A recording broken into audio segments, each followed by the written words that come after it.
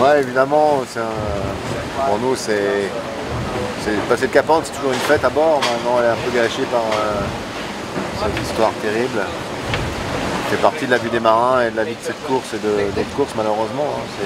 C'est comme en montagne, les gens qui font de la haute montagne connaissent les risques. Pareil en mer, c'est moins fréquent en mer, donc on est beaucoup plus choqués. Et voilà, maintenant, on va dire que c'est plus un soulagement d'avoir passé le Cap Horn avec le bateau en bon état et tout l'équipage à bord. Et évidemment, on pense beaucoup à David et, oui, qui est à son équipe, et plus spécialement à la famille de John Fisher, parce qu'on ne vient pas là pour ça. Et voilà, sur la Volvo, on voit toutes les familles, on voit les enfants, et on ne peut pas s'empêcher de s'imaginer à leur place et un bateau qui arrive sans le papa, quoi. On ne va pas faire ça les enfants. C'est terrible. Voilà. Donc ça gâche un peu la fête et du passage du Cap Horn, malheureusement.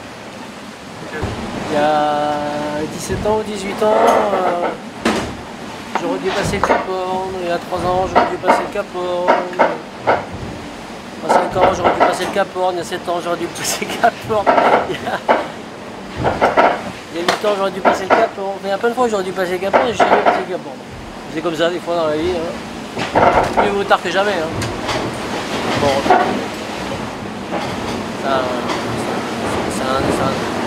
C'est une anecdote, quoi. Voilà. Mais bon, c'est fait. Voilà. Donc il y a une bonne chose de faite. Et puis pour l'équipage, parce que le Pacifique, il n'a pas été très cool. Il était quand même engagé comme navigation. Ja, voor de derde keer Cape Horn rond. Super trots natuurlijk. Maar onze gedachten gaan wel uit naar John Fisher, die overboord is geslagen in de Zuidelijke Oceaan. En vooral naar zijn familie toe. En ja, het is een trots moment voor onze ploeg, voor Dongfeng. Maar onze gedachten gaan wel uit naar het Scallywag team met hun grote verlies.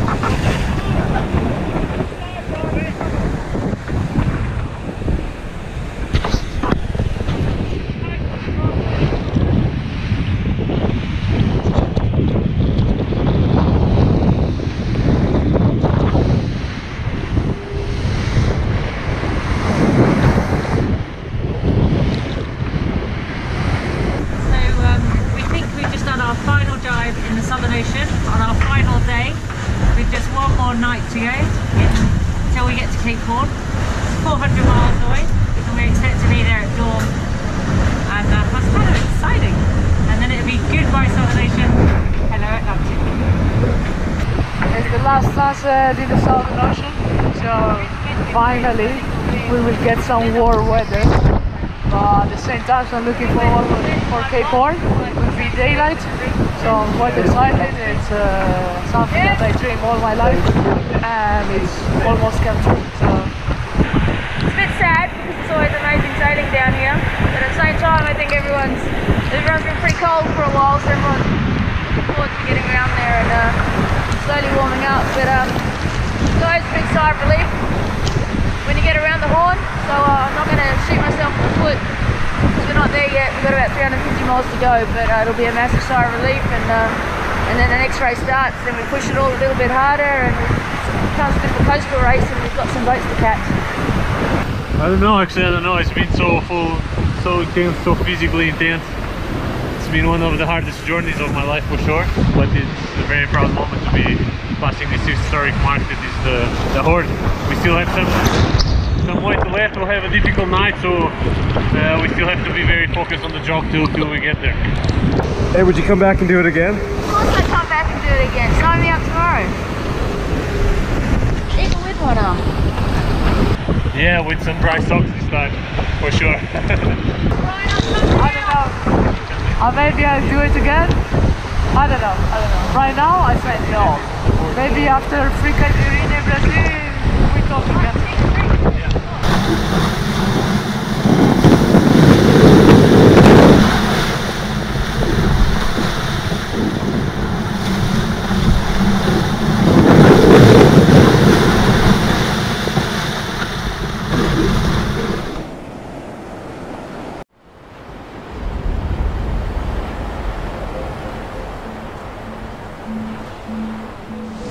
Asking yourself, should I be doing this?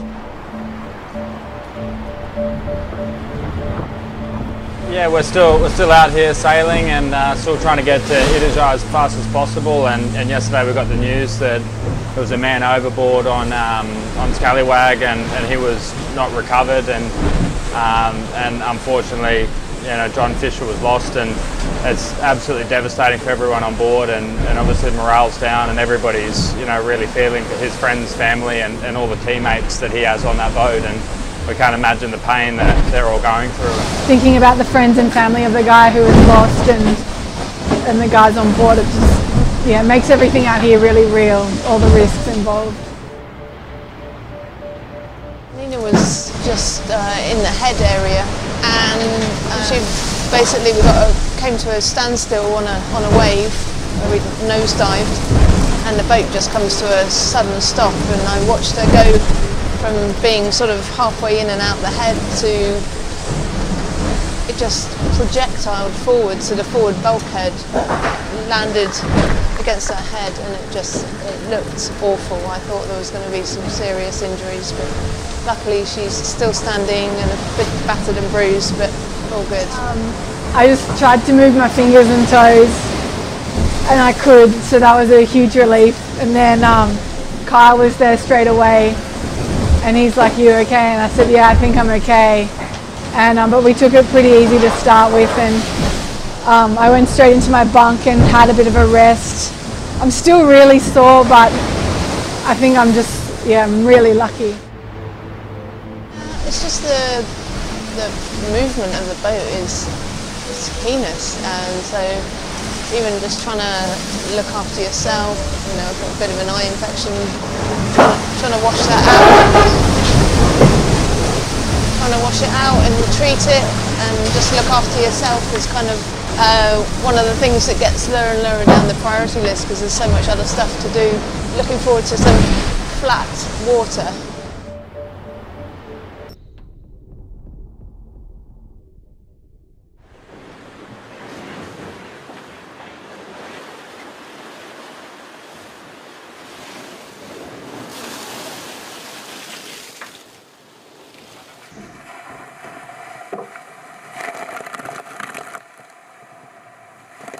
Like claimed a good man in fish, and you know, from myself and I know everyone on board here were very deeply affected by it, and offer our thoughts to the family and his friends. Chris Nicholson, watch leader on board Team Axonabel, just talking about the loss of John Fisher from Sunhunkai Scallywag a few days ago, an accident that is reverberating across the fleet and indeed around the sailing community around the world. We're going to be hearing more from some of the sailors about John Fisher and also Cape Horn, this iconic moment that has been coming up to signal the end of the Southern Ocean portion of Leg 7.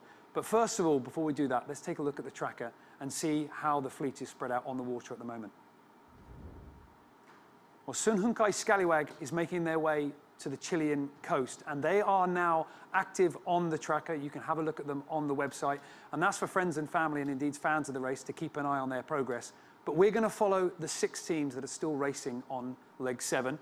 Team Brunel hold on to the lead, and they have been jibing very close to the Chilean coast, just 30 miles away at times, and have kept that lead, while behind them the group really closed down together to get a very tight group chasing for second. Vestas 11th Hour Racing are leading that charge at the moment, but Bauer-Becking has certainly pulled out a very healthy lead. Now these are the live positions right now. This is the current position of Bauer-Becking and the sailors on board Team Brunel, and they are about to round Cape Horn and pick up that extra bonus point. But more importantly than that, rounding Cape Horn is a significant moment for any sailor, or indeed any ocean racer.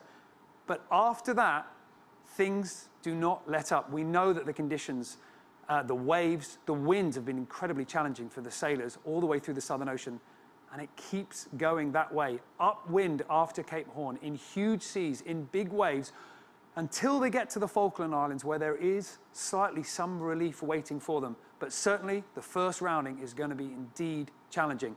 Before we came on air, I spoke to some of the sailors in the fleet about the loss of John Fisher, and also this iconic moment, this iconic rounding coming up in just a few moments' time. Simon, thank you very much for joining me.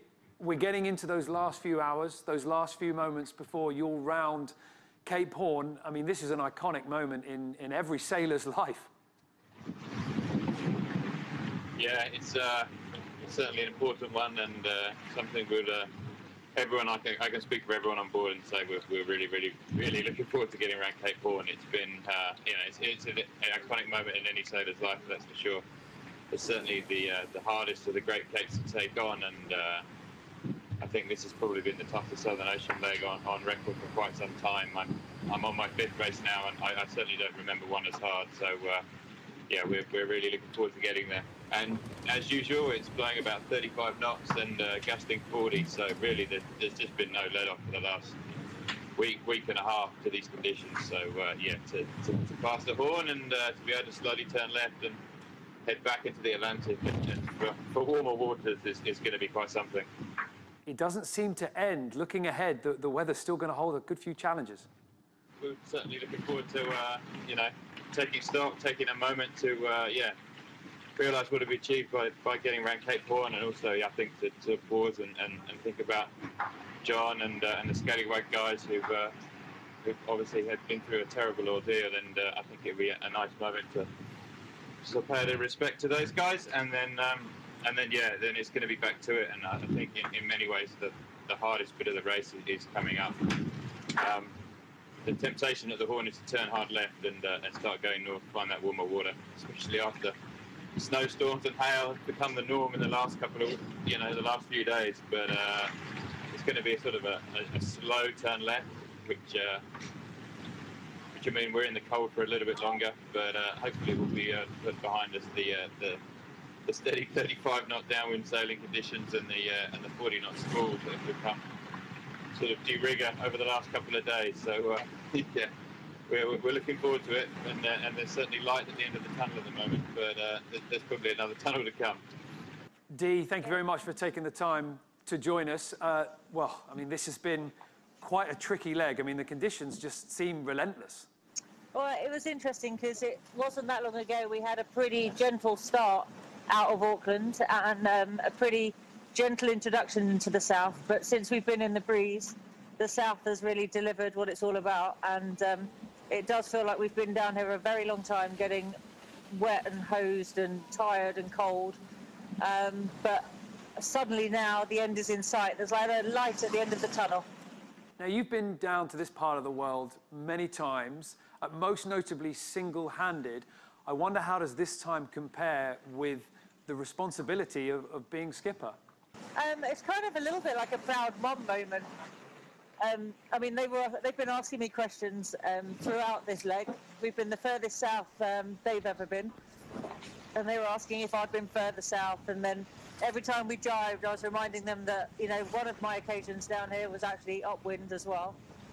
And so we've shared a few jokes about that, but this moment now is I've got 6 people that had never been in the Southern Ocean before leg 3, one of which had never been in the Southern Ocean before leaving Auckland, who are all about to in a few miles' time round Cape Horn, that notorious landmark that not many people get to do. And they've been working really hard, very diligent, and have never kind of dropped their heads. There's been some tough moments where they've all been wet and cold and tired and could really be over it.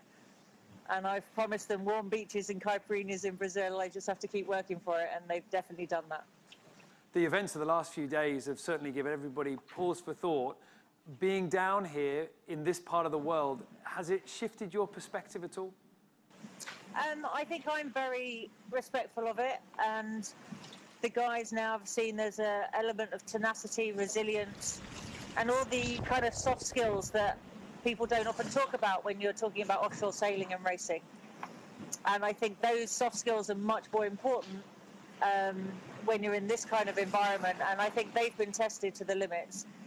With the tragic news we've had this week, it's been very hard then for them to realign the balance. And I asked them today if they were excited about Cape Horn, and they said it was kind of, it had taken the excitement away a little bit, because it was the realization of how vulnerable they are down here, how hostile the environment is down here, and how quickly things can go bad, and how, you know, during the course of this leg, they've all lost a friend, and you know, that's affected everyone pretty deeply. And so we're saying that this rounding's definitely for fish.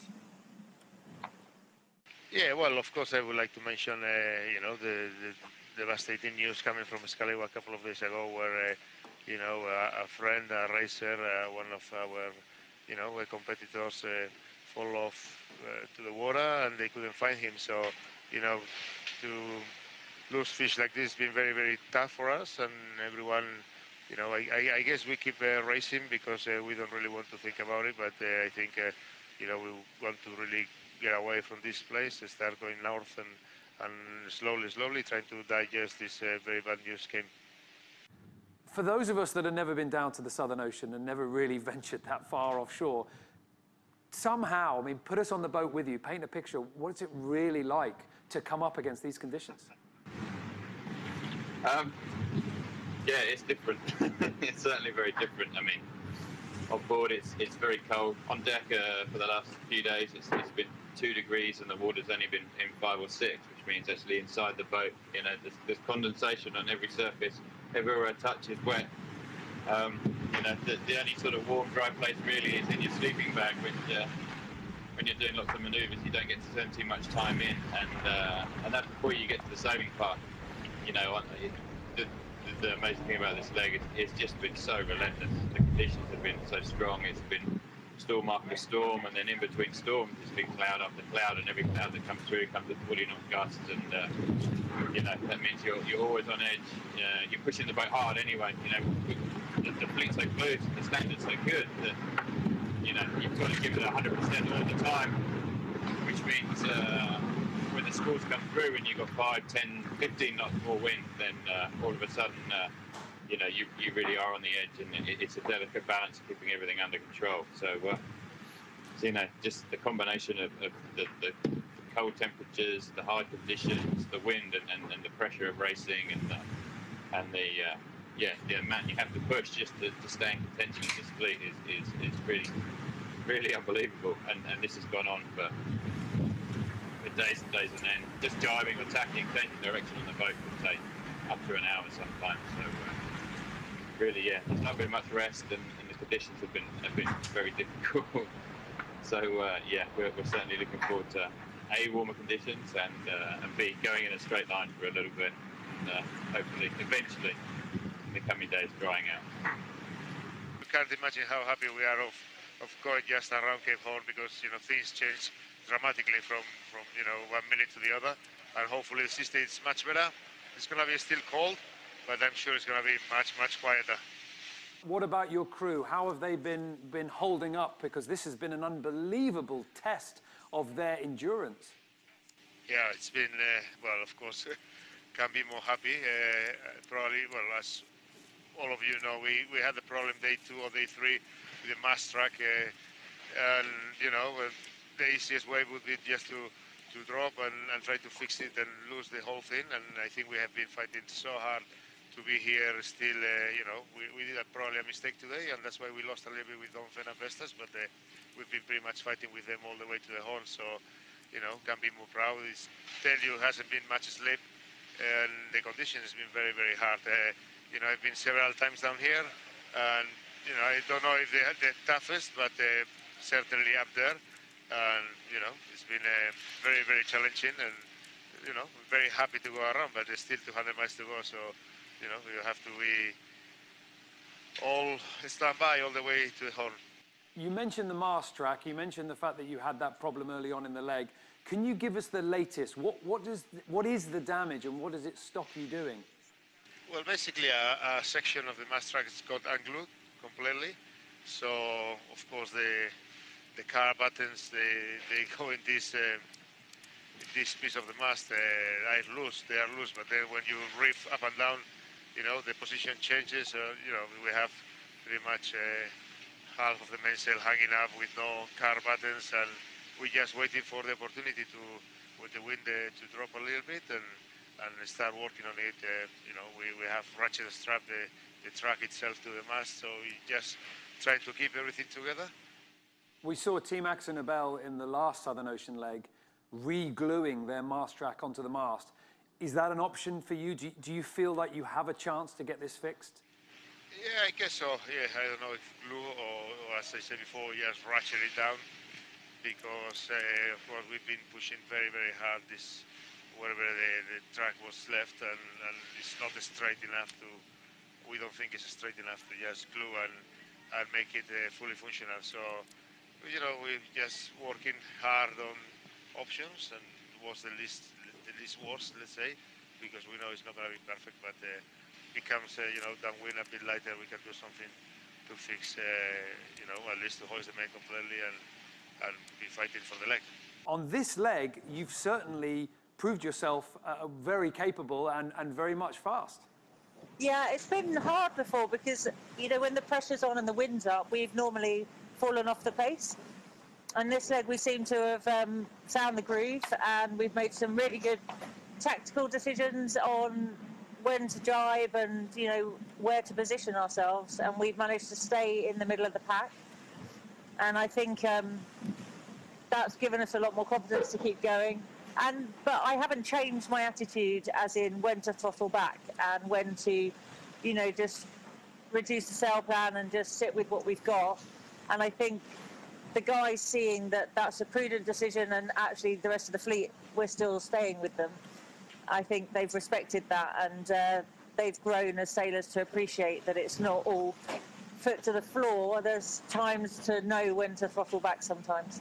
Surely you're sailing with a different bunch of sailors now than you were, well, at the beginning of the race, but even at the start of this leg. We're confident in how to set the boat up and get it sailing. You know, they thought we could only do it in the light winds, and here we are, still with everybody at the key landmark, and there's a whole race left to go. And the race can easily be lost now, but it can't be won. There are winnings to be done in those final few thousand miles that we've still got to go. Dee Kafari and some of our other sailors of the Volvo Ocean Race fleet just reflecting on this moment as the fleet bears down on Cape Horn and comes around, and to get the latest on the position and indeed see if we can see whether we do in fact have our first boat round. Let's go back to the track and have a look at the live positions right now. We know that Brunel is very close to rounding, and indeed if they haven't done so already, they will do so in the next few moments. Behind them, it's going to be Vestas 11th Hour Racing, and then if people carry on the positions they are, Dongfeng Race Team will be round in third. Now, this has been a very difficult, challenging leg for everybody, and this moment, this rounding of Cape Horn, marks a significant end to the Southern Ocean passage, at least geographically, before then we start seeing the boats coming up to the finish line in Itajaí. It is not all over yet. There are still plenty more challenges to come, but a very big moment in the race and also in the lives of all these sailors. And just to give us an idea as to just why it is that Cape Horn is so iconic in the world, in sailing, and indeed in the Volvo Ocean Race, we pulled out some messages from days past to give us some understanding of why Cape Horn is so revered. Cape Horn the southernmost tip of the Americas, patrolling the meeting point of two vast oceans. Since man first circumnavigated the world, the Horn has held a particular mystique, particular fascination. Ahead of them lies the southernmost tip of America, the legendary Cape Horn, a wild, isolated promontory of massive rock jutting far out into the roaring 40s and deflecting their fury into some of the world's most treacherous seas. The strength of the prevailing wind from astern demands constant vigilance from the helmsman to prevent the yacht from broaching in the heavy following swell. As the boats pass the Horn, the weather lives up to its capricious reputation, treating the yachts to everything from light airs to a storm force 10. Over there! On your right! There! Flyer's crew makes certain the famous landmark is recognized. The yachts are greeted by the Chilean and Argentine navies as they pass the famous landmark. Breakfast at Cape Horn for Peter Blake and his crew is a thick sandwich on deck. In an ever-increasing wind, they have an exhilarating sail within half a mile of the shore, until Cape Horn lives up to its evil reputation and plays its own special brand of party tricks with a series of vicious squalls up to 50 knots. Can you really say you and the crew have enjoyed the Southern Ocean League? No, we haven't, and everybody's shaking their head around me, so they approve of what I'm saying. We haven't enjoyed this leg, but you know, as I've said, it's like, a bit like going to the Southern Ocean, a bit like going to the dentist. You don't enjoy it, you've got to go there every now and again to live on with life, and it's part of the Whitbread race, and fair to say we're pretty happy that we're actually leaving it. And now we are turning the corner and entering the Atlantic Ocean, and every day will be warmer and warmer. Finally.